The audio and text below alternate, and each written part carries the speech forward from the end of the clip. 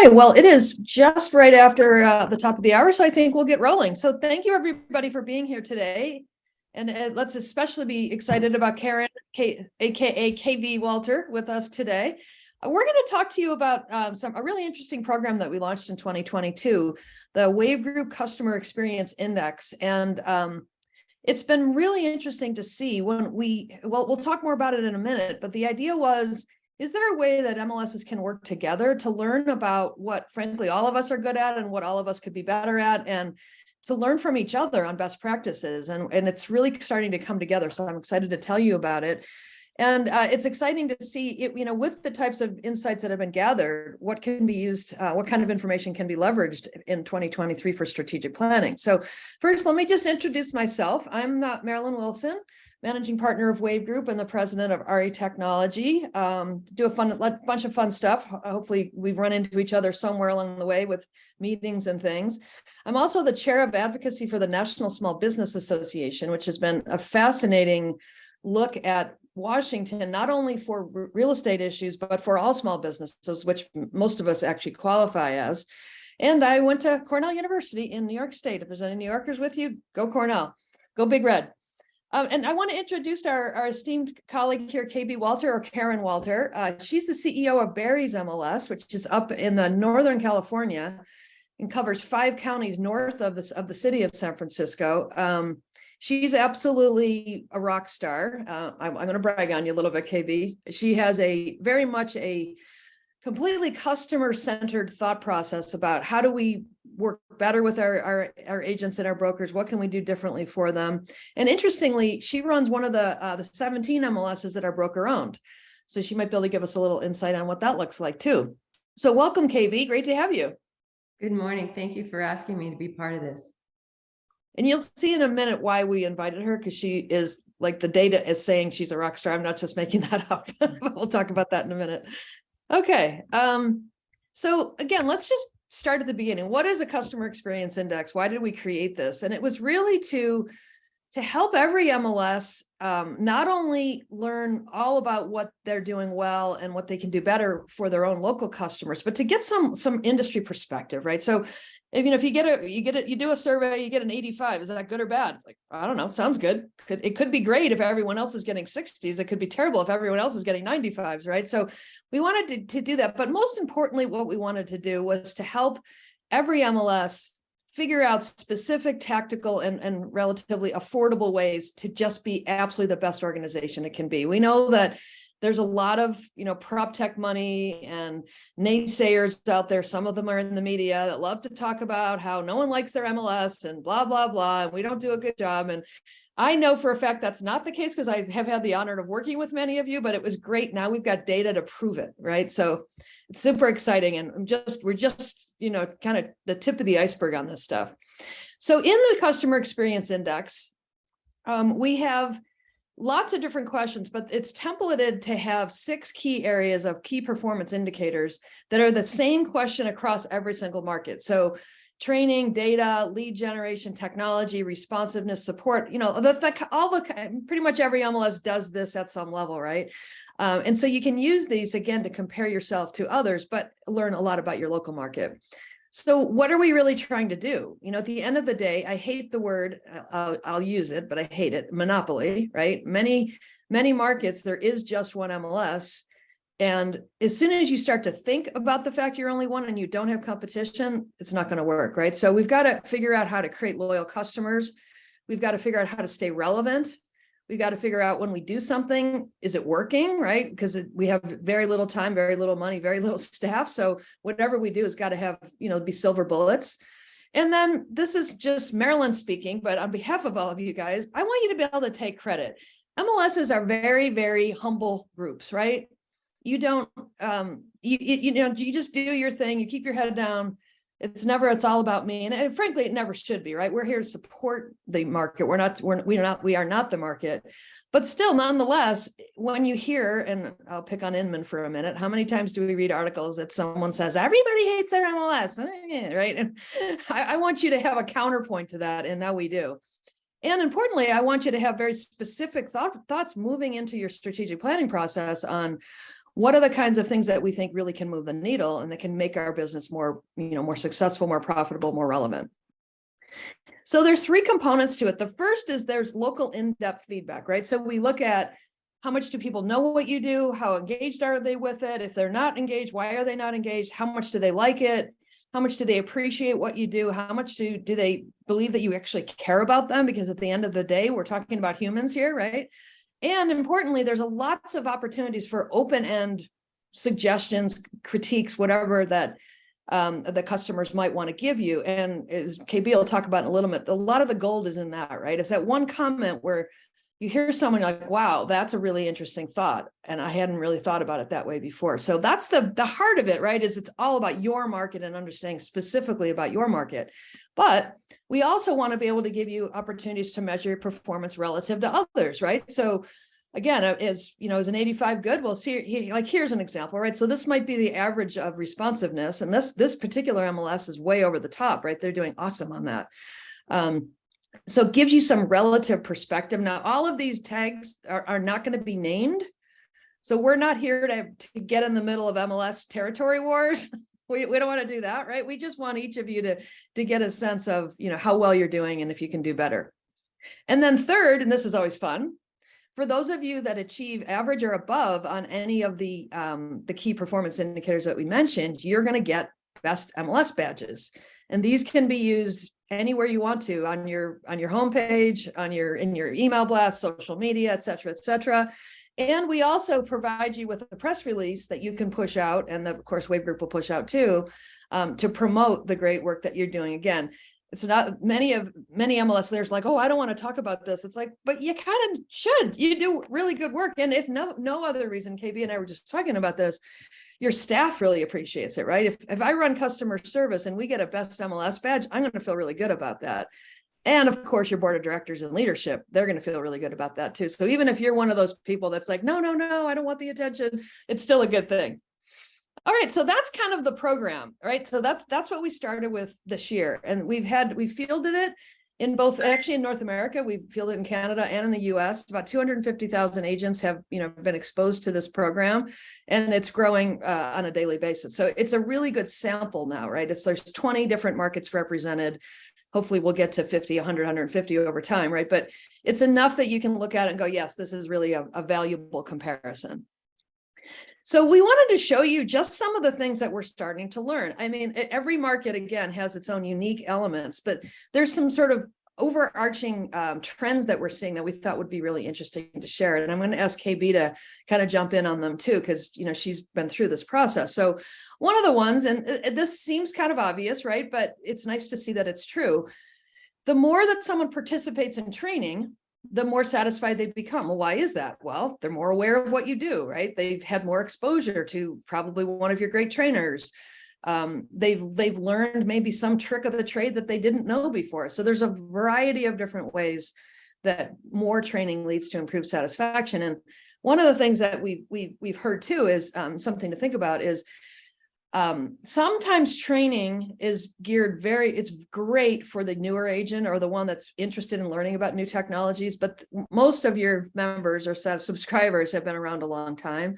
And so one of the tricks to think about is, what can we do to create sort of, training that makes it all new again, right? Whether it be a new product that we've offered, but importantly, can we talk realtor when we talk about it, right? So instead of talking about technology innovation and the how-to, more about the why. Why did we bring, every one of you guys that have, I know many of you have a big suite of tools, you brought them in for some reason, right? You thought they could help your subscribers or you wouldn't be paying money for them, right? So KB, do you want to talk a little bit about what you've seen with training and if this has held true in your market?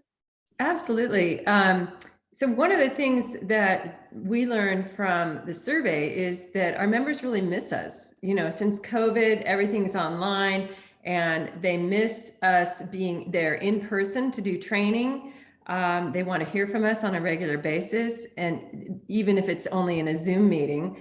But one of the things that we have done a lot more of since COVID is quick little tips and tricks videos to try to make sure that, like you're saying, Marilyn, even the long-term members are aware of some of the abilities that a system can do. One of the high demands with when COVID first hit, and now we're seeing it again with the shift in the market, is statistics. I don't pay attention to what all the tools are that the MLS provides until I need it. And when COVID hit, and now with the market shift, they want to know what's going on with the days on market, what's going on with prices, what's going on with inventory. They want those stats. So we are listening to what our members are asking about, and then we do little quick videos, and we send those out at a minimum of every other week. That's great. So yeah, I mean, and with the market that we're in, because no one really knows what market we're in right now, right? Are we in a normal market? Are we in a declining market? Nobody really knows. I would guess that those types of things are a great way to reach out to all, and probably even more so to those that are doing a lot of business, which is great. Those are usually your more experienced agents. So that's awesome. Yeah, so that's one of the things. So again, probably not brain surgery, but it's nice to see that, it does make sense. So when you think about spending energy and time on training, it really does drive up engagement and satisfaction. Now, this one is interesting too. And I don't think any of you would be surprised by this, but people really want to talk to you. It sounds like kind of what you were just saying, KB, right? That if they've got an issue, they'd really rather call you or text you or email, not even email as much, probably more like call and text you, right? So making sure, and I just had a conversation yesterday with an MLS about this, that we know that agents work their butts off and they work crazy hours. A lot of them are doing deals at 10 o'clock at night. And when you can match and be there for them whenever that crazy time is, because they need real-time support. It's not like they're not calling us because it's like, oh, well, someday soon I might need this. It's like, I need it right now, right? So what are you seeing with this, KB? Well, absolutely. We have a call tracking system that we just implemented over the last year, and it's become really clear to us when we compare that to the volume of emails that we get, that our members definitely want to call us. And like you're saying, they call because they need our help and they're busy. We think of ourselves as their Siri or as their pit crew. We're their pit crew, and they need an answer because maybe they have a client sitting in the car waiting and they're having trouble with their e-key, or they have a CMA presentation in 20 minutes and they're hitting a snag and they need help right now. And so they're not going to take the time to go onto a website and search for CMA how to, and then watch a video. They're going to call us, and that's what we're there for. Mm-hmm. So absolutely, it holds true in our market. I love being the pit crew or Siri. Those are I'm going to write a blog post about the pit crew. I love that. That's a great visual of like, you got 10 seconds, go get it done. Otherwise you're going to get behind. That's awesome. That's a great analogy. Okay. So this one is interesting, and this doesn't really affect KB because her market's different, and this is early, so I don't want to make a true conclusion on this, but we've seen it enough that it's been very interesting. So there are sort of different ways that people describe their MLS, right? Some regional MLSs, of course, they clearly have their own branding because they're a regional and they represent many associations or many brokerages, right? Then there's some MLSs, like I use Valley MLS, for example, in Huntsville. So the Huntsville Area Association of Realtors has an MLS they call Valley MLS, right? So they clearly differentiate the two. And whenever are talking about technology issues, data issues, et cetera, they use the brand Valley. They also have a very strong consumer-facing website, as do many of you, right? And that's also branded Valley. So in that market, just like KB, enjoys very high customer satisfaction.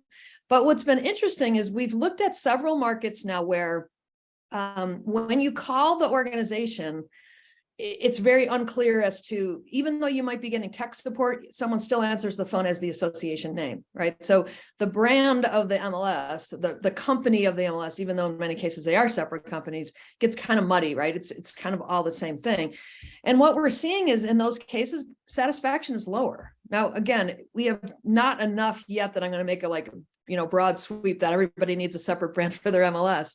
From what I'm seeing so far, I would say that that's definitely the case, because otherwise we know there's already tons of confusion, right? Agents don't really know the difference between their association and their MLS.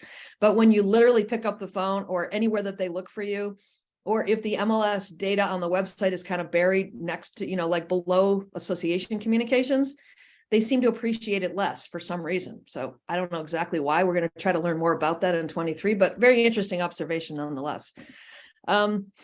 Now this one, again, I don't think any of you guys would disagree with this, but again, you look at it, I think I've heard more than one MLS say, we're really not doing a good job. There's not enough engagement with our technology. And they don't recognize that that's a systemic problem, right? It's a systemic problem for brokerages and for MLSs. So we're seeing that engagement generally is lower than I think most of you would like it to be in most markets. In most markets, there were maybe 2 tools other than the MLS system that had adoption rates of over 50%, right? So you're paying for a lot of things that a lot of people in your organization are not using. So do you want to touch base on that, KB? Sure. Yeah. So we, as most of you probably do, we analyze our adoption rate, our usage rate every month, and we present that to the board of directors as one of our data pieces. And we drop products if the adoption rate has gone below a certain level. And we've experimented with a lot of different tools. We've experimented with multiple front ends, providing the look and feel that the members were asking for. And what we've learned is that, like I said before, they don't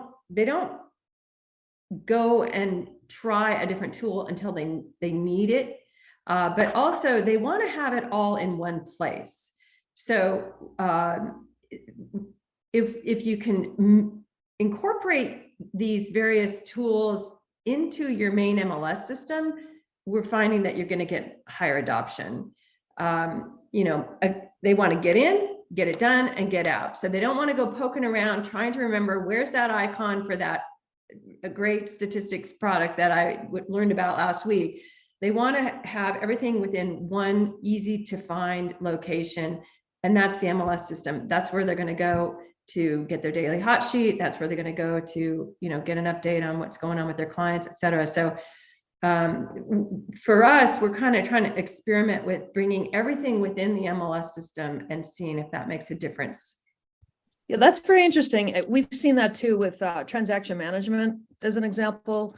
When you can start a folder or whatever, they all have different names, but start the beginning of a transaction process right from the listing, that helps a lot. Or if you have any kind of marketing solution where as soon as you click, the listing is saved, would you like to go promote it? When that is right there, you're absolutely right. The more it's part of the regular workflow, if you will, of an MLS, the more that they see it. And, there's a lot of things I would love to see all of us experiment with. It's like, so, and I know this for a fact, and I know many of you that have dashboards know this too. They're beautiful. They look all these pretty logos and no one does anything with them, right? The usage is very, very low. And I did a session during COVID, I called the coffee chats, and literally everyone I'd say, go into your MLS and just push a button. I don't care which one, just push one, because there's all kinds of neat stuff you guys don't know about, especially at that point, they had the time, right? In the beginning of COVID. So to think about ways to talk more, to speak realtor more, right? Like speak in a particular sales situation where, have you had this situation? Yes, I have. Click here to learn more. Right. And then you can explain how a particular technology might do it. So trying to translate it back into things that are practical, they don't really, and as are most of us, I don't care about technology for technology's sake, right? I care about it because it's going to help me with something.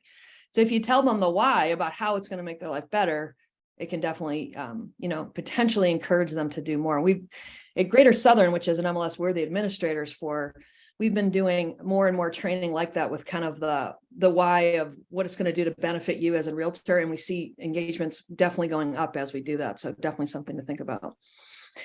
Okay, and now this is another one kind of related to the last one. The lack of awareness is the greatest hurdle to adoption, right? There's, in many cases, lots of products that have 60, 70% of people that don't even know that you offer it. And, sometimes when you find the people that do find those tools, they love them. It's not that they're not good products. In fact, they're some of the highest satisfaction products we see sometimes. It's just that for whatever reason, we haven't been able to break through. And your suggestion, KB, of integrating it right where they already go is great. But what other things have you guys thought about in terms of trying to build up awareness?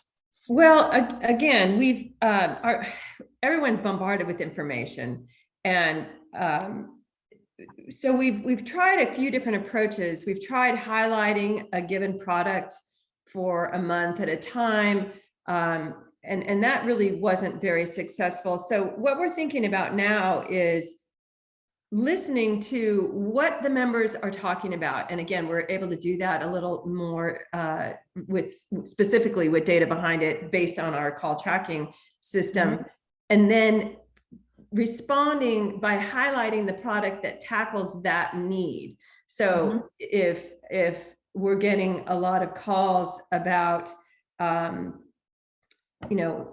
of inventory or that sort of thing, we have a newly built home database. So we're gonna be talking about that. We're gonna do videos on that. We're gonna promote that.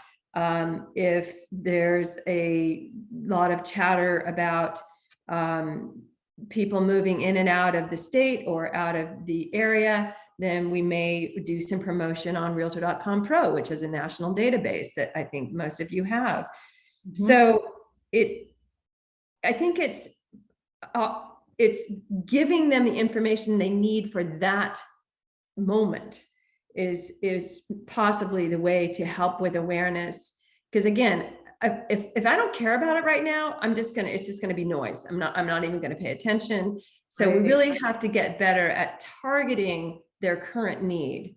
A simple example is, well, this isn't really a different technology, but we always do communication pieces about taking your listings off the market during the holidays.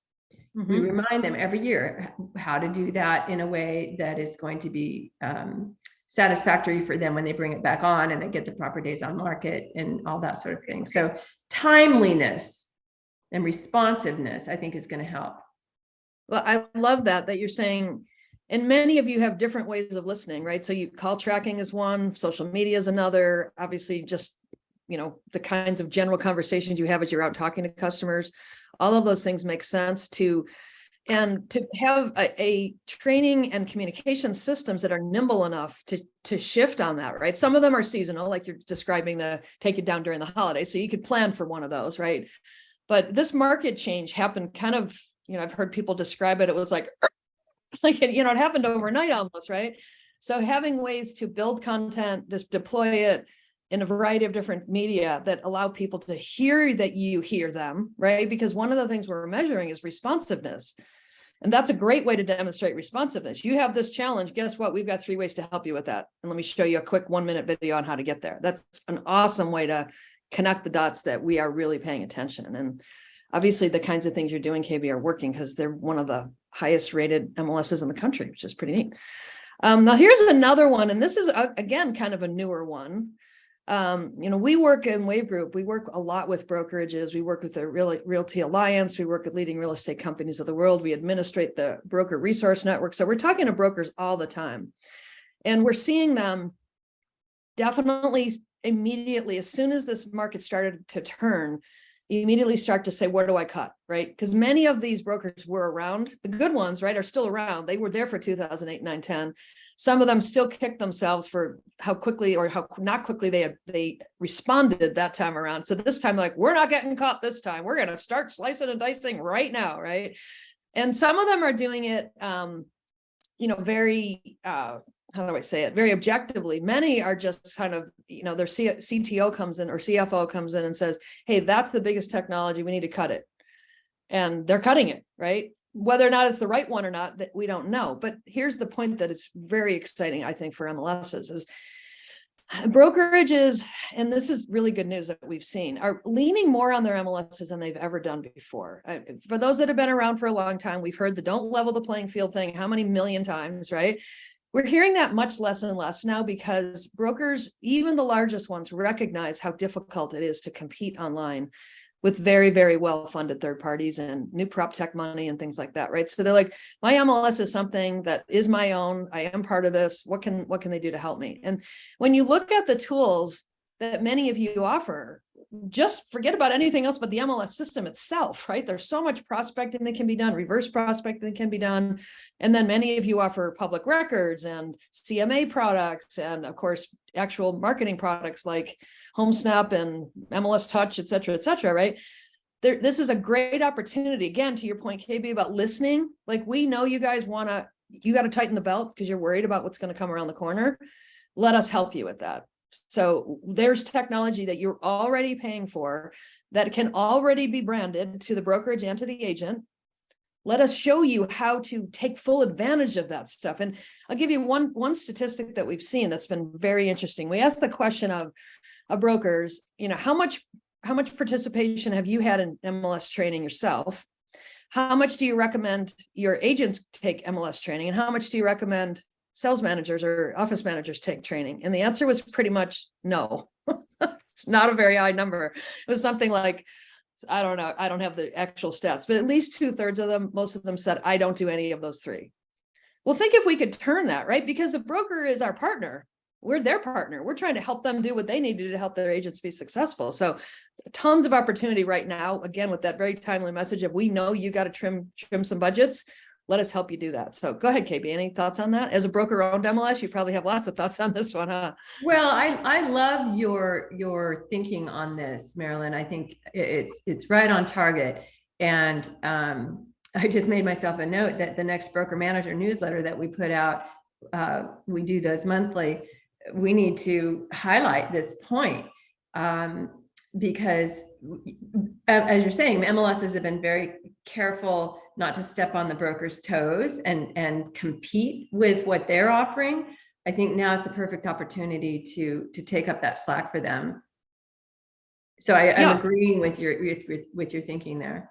Yeah, I mean, it's not for every broker, and every broker may interpret it differently, but I've actually talked to one broker. I think he had about 150 agents, and unfortunately, I don't remember which MLS he was in, because I would love to write a case study for you guys if I knew what it was. But he said that he saved himself hundreds of dollars, and he's a smaller brokerage, hundreds, some would be thousands of dollars a month, simply by taking a look at everything the MLS offered and taking full advantage of it. So RPR, he went in and he branded sort of a small, medium, and large for every one of his agents, right? So if you've got a data curious customer, use the big one. If you got one that just wants a quick overview, use the small one, right? And all they had to do was literally put the subject property and click go, and away it went.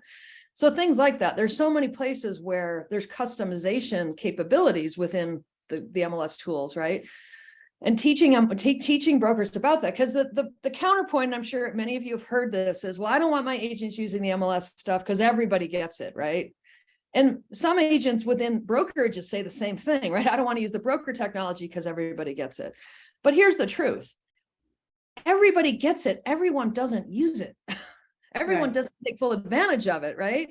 And so does the customer really care if Cloud CMA came offered from the MLS or from the brokerage or from the individual agent if it gives them great data? I don't think they care, right? And that particular product, you can get it any of those ways, right? I don't think they care. They just want the information, and they want you to do it in a way that makes you the center of attention as the agent, right? So there's tons of opportunity there. Yeah, okay. I think I can definitely see a chart of the different tools that we offer, what they bring to the table, what the value is that they bring, and presenting that to our brokers in our next newsletter. Yeah, for sure. And keeping it simple for them, because it can get, I mean, I've done this even with, let's just look at 2 or 3, and you look at one meeting and you get any detail and your eyes glaze over. And even if you know what they are, it's a lot. But you're right. If it said, okay, you're struggling with lead gen, here's what we can do. You're struggling with lead conversion, here's what we can do. You want to get more listing presentations, here's how we can help you. Kind of like listed in the terms of sales process. Mm-hmm. Or specific sales techniques. I think sometimes the more granular it gets, the more relevant it gets. Because sometimes those lead gen, that's such a word that's overused, nobody knows anymore, but I've seen that work really, really well. Okay, so then this one was a biggie. And there's a lot to be said for this. And again, this goes way back to many, many years where brokers were like, stay out of my business. You're not about business generation. You're here to support me. Give me the data and get out of the way, right? That's been historically the thought process. But it's changing. It really is changing. I think brokers understand how difficult their margins are getting tighter and tighter and tighter and tighter and tighter. For a lot of reasons, right? The cost of doing business, the splits that they have to give people to retain them, et cetera, et cetera. And so the opportunity for us to think about ourselves as business generation partners, because when you think about what an MLS brings, right? It brings, number one, it's the most well-qualified group of professionals in your market to talk about real estate, bar none. There's no other network that's anywhere close to the depth of character, right? In terms of real estate knowledge that an MLS has. So just the fact that I can expose my listing to the best and brightest in the market, that's great. Just that is awesome, right? But then think about all the other things that we do, whether it be for lead generation tools, whether it be, again, prospecting tools, sort of customer for life tools, like the Gani Property Watch type thing that's after the fact, where you can keep engaged with a customer for a long time. There's a whole bunch of things that we do. And yet they don't necessarily think of us that way yet. Right? They don't think of us as business generation partners. They think of us as long as it's on, it's good to go. It's very outdated thinking and relative to what you guys have spent your energy on over the last several years, right? So there's ways, I think, for us to, and that's not going to, that ship doesn't turn overnight, right? That's a huge perspective shift. Probably it's a 4 to 6 year type of thing. But if you can tie your MLS to the fact that, you know what, I got a lead from the MLS that turned into business. I got, all different kinds of way to nurture customers in a time when I had to cut my technology costs. And I was able to maintain those customers at that time. You can think about the scenarios, right? Where if we can tie ourselves to true business success, even if it's not like, obviously we're not selling real estate and we don't want to do that, right? But if there's things we can talk about in terms of how we've opened doors, how we've helped, eliminate unnecessary costs, all of those different things over time, that can probably be the most significant way for us to stay in the game for a long, long time, right? Well, this was an eye-opener for me as a result of this survey. We've had a public website for a million years, but it's been, greathomes.org. It's just this quiet, behind the scenes service that we provide, and the feedback that we got from the survey was, yes, we want the website, the BAREIS public website, to do more for us. Go ahead and enhance it. And I've never really put any money into it because I have grown up in this environment of don't compete with my brokerage website. The other surprise that I got as a result of the survey was our members are not aware of the fact that we provide a free IDX website. So there's 2 simple things that we can improve on just through communication and maybe beefing up our public website a little bit, and letting our members know that we do have these lead generation sources available for them right now. Right. And I mean, the IDX is a perfect, like you were talking about the listening, right? So if you're saying, where can I cut cost? And you can say, I can provide you with IDX. You don't have to host that or whatever price you're paying for that every month. There's a tactical example of where we have specifically helped your bottom line because we know that you're getting hit so many other places. The other thing too on this is, and who knows where all these are going to go, right? But there's a lot of movement on this whole idea of, I'm sure many of you have heard the BPP is now separate from HomeSnap. So that whole program is going to go to like V2 when no one knows what that looks like yet, right? CRMLS and Bright MLS are talking about websites together. CoreLogic has their MLS Touch product and they're pushing that. There's all kinds of energy happening around this idea right now. So it's a really good place to look at your own website, to your point, KB, of like, if you've got one, because that, if you've had those running length of time, there's good SEO on those, right? People know about those websites, especially the locals, and they're of course very important, right? So there's ways to beef that up. There's ways to look at partnering with others. That maybe if whoever your provider is for your website, if there's others that are using that same provider, maybe you could afford to do some really neat functionality that you couldn't do on your own, right? So it's a really good place to get creative and to to think about ways to make this more important over time, whether it be real technology or just communicating it. Okay, what else? So this was kind of goes along the same line. So we asked, would you like for the MLS to invest in the consumer website to increase traffic and leads? This was both agent and broker responses, and brokers in some cases were stronger than agents. Almost 70% say yes. Again, for those who've been around for a long time with the do not level the playing field thought process, you would not have seen a number like that 5 years ago. It would have been like, no, no, no, stay away. Do exactly what KB's doing, maybe whisper, let it be there, but I don't want you to spend any energy on it. We've worked with a lot of MLSs this year, and 2 of them, their top goal is to do exactly this, to say, how can I be more relevant for my customer base by making that website absolutely as great as it can be? So if you've had that perspective, which most do, KB, you're absolutely right, it may be time to rethink that, or it may be time to use the CXI to ask your market, do they feel the same way about this? But we've seen it, it's been very universal, it's very interesting.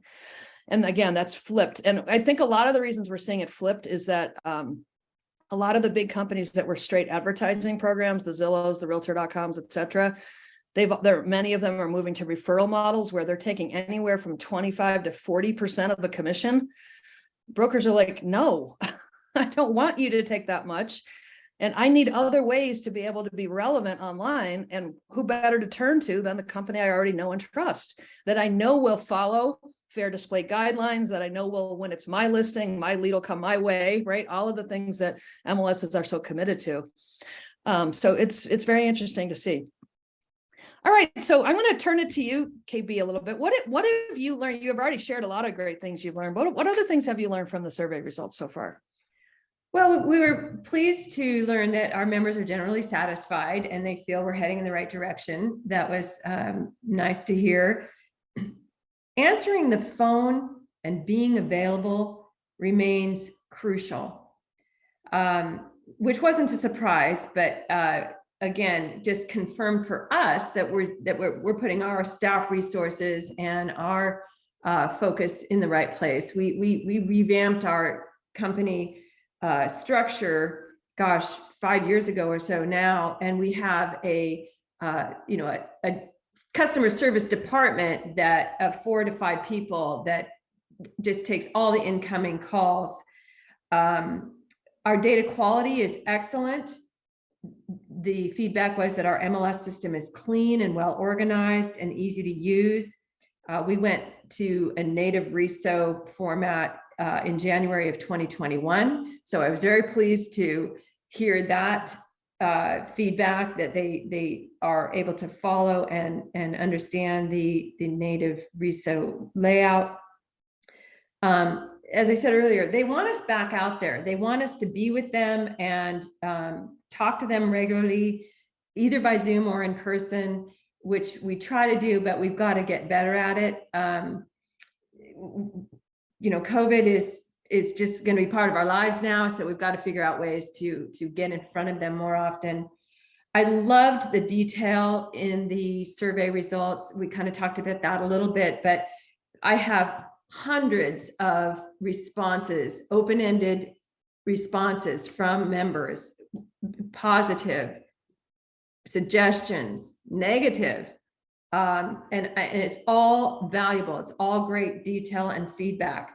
Some of the surprises were that our members are struggling with their e-keys not updating at times. I was not aware that there was such a struggle with that. We have definitely some very rural areas, but I was surprised that there were so many responses about, hey, I have difficulty with my e-key more often than I should. And so we need to reach out to them and remind them about best practices, make sure your key's updated before you walk out the door.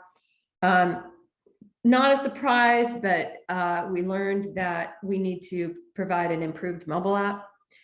We've had that on our to-do list for some time. We've tried a couple of different mobile apps, but they're still not satisfied with what we're providing. And then again, they need a more attractive client report. And we thought we had done a lot of improvement on this. So that was a little bit of a surprise that they're still not satisfied with the photocentric reports that we've created for them, or maybe they're just not aware that those options are available now. Interesting. Gotcha.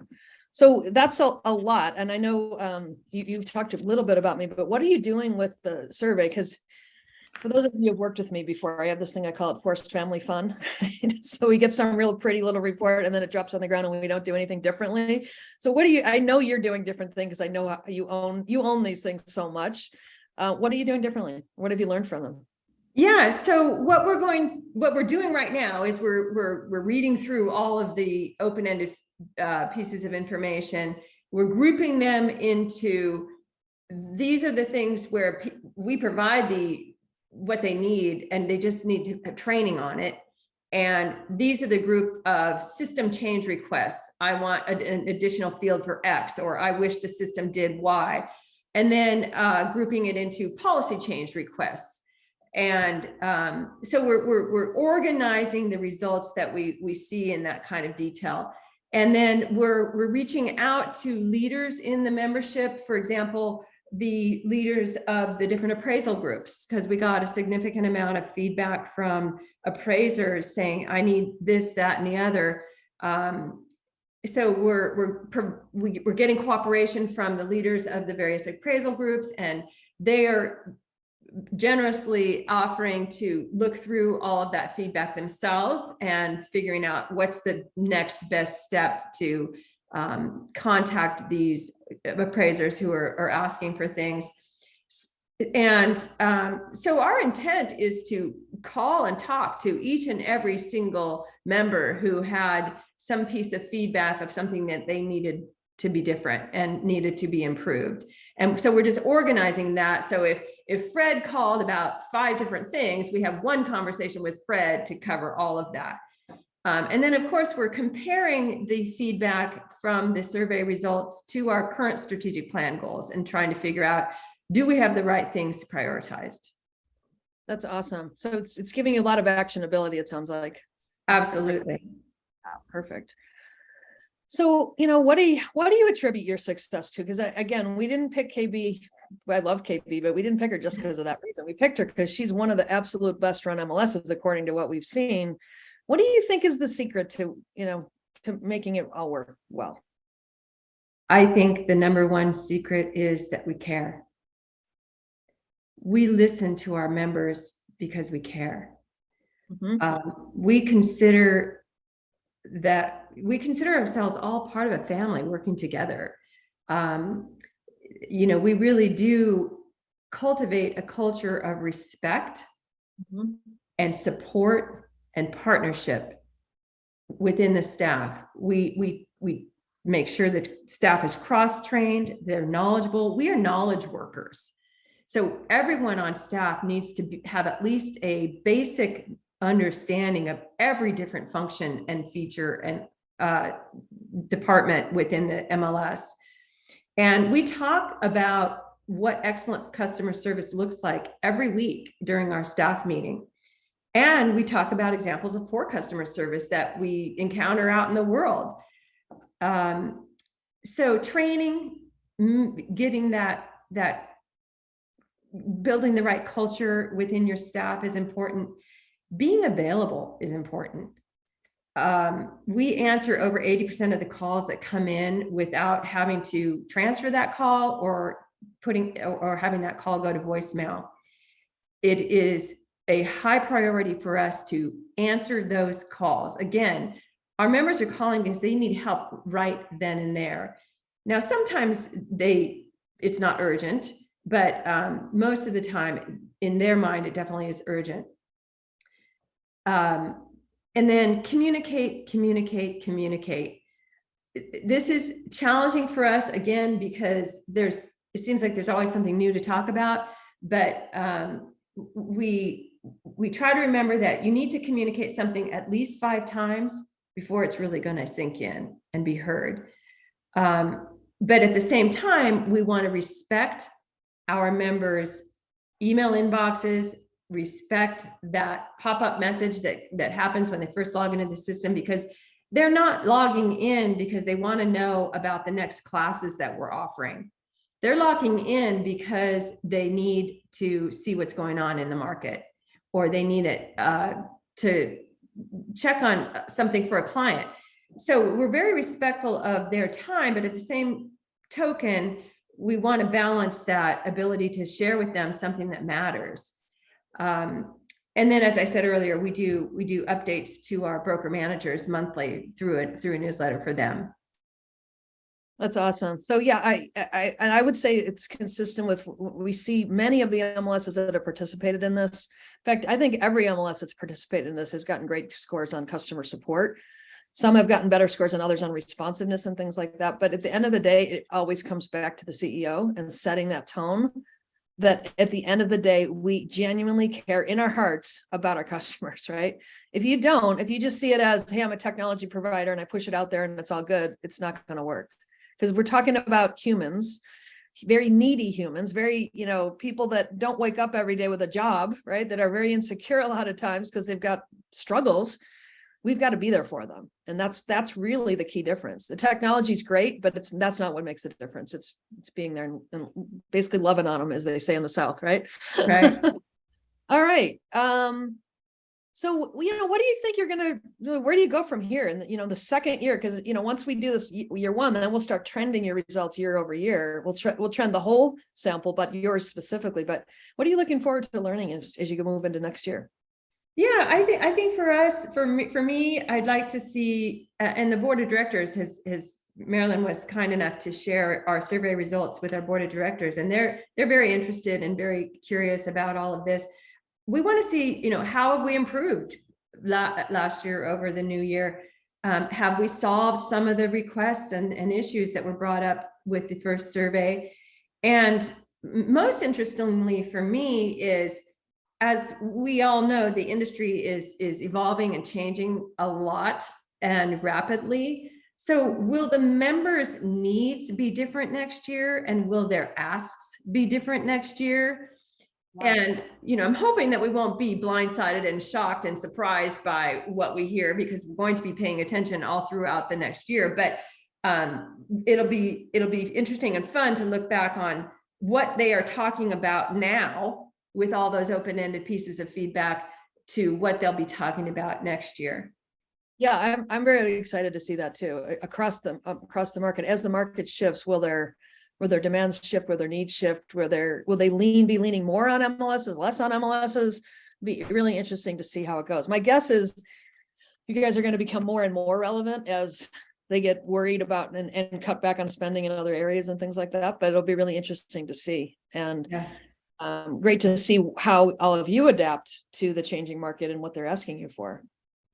So what are we doing in 23? All of the things we described up front, the local insights, the comparison, the peer insights, as well as the badges, but we're also adding a couple of things too. One is a presentation to each of your board of directors, because of course they're very interested in this. And then an element that's worked really well on several of the markets we've worked with this year is I'm calling it action plan building, right? So the staff gets to digest it. They look at the entire survey and of course probably spend more time on their own departments.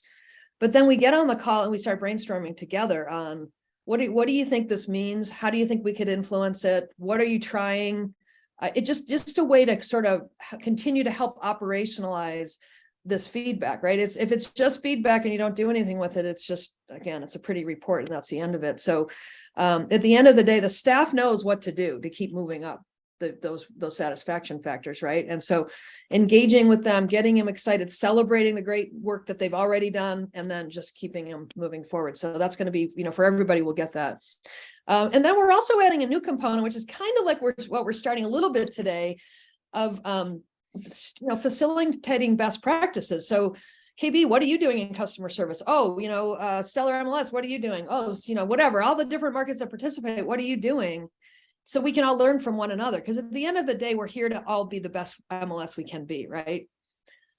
Yes, some of you are in dog fights, and we'll admit that, right? There's certain markets that are right next to one another. But in most cases, even in those places, you guys have figured out ways to collaborate and work together. And at the end of the day, it's really not about that. It's about making sure we help every realtor be successful that we can, and licensee. Some markets like California, it's not just realtors, right? Absolutely. And then the other thing that we would love to suggest for all of you guys is we have another program we call the Waves of Change, which is a quarterly industry updates sharing. So it's kind of like we learn what's going on as a point in time with the survey, and then we can keep talking over time, right? So that we can keep talking, because the market changes, and like these markets are changing minute by minute, right? We can talk about what news have we seen? What implications does it have? How is policy changing? How should policy change? And it isn't, all of those kinds of things. So it keeps the conversation at that high level of how can I continue to make my MLS the best it can possibly be? And how do I continue to use KB's words to listen intently, right? And adapt in real time to those changes. So for any of you that want to, we are just about coming up on this end of the year, but there's still time to do a CXI for 2022. But it's quick, right? We got to make a decision. If you guys want to do it, I know many of you that are on the call have talked to us already. If you sign up before October 26th, which is next Wednesday, we'll get it done by the end of this year, and we'll give you that quarterly Waves of Change update, which is a $2,500 value quick. Because with the real point of this is that the more people we have participating, the better the data gets, right? The more we can look at, hey, is there a difference between overall satisfaction with different MLS systems? Is there any regional differences? Is there a difference between small, medium, and large size MLS? We can slice and dice the data a lot more ways, the more that we have participating. And again, we can gather great ideas from many, many markets. Every one of you is doing something really interesting. And again, I have the honor and privilege of hearing them all individually, but I really want to help you guys all share it with each other, because that's how we all raise that bar and we all get to be better. So if you're interested in that, just drop us an email at Marilyn at WAV Group, or you can just put something in the chat, and we'll get back with you and we'll get that going. So yeah, and of course, 23 is around the corner too. So those that want to participate, we're happy to have you do that. So I'll just stop there for a second and see, is there anybody that has any questions or comments of things we can answer for you?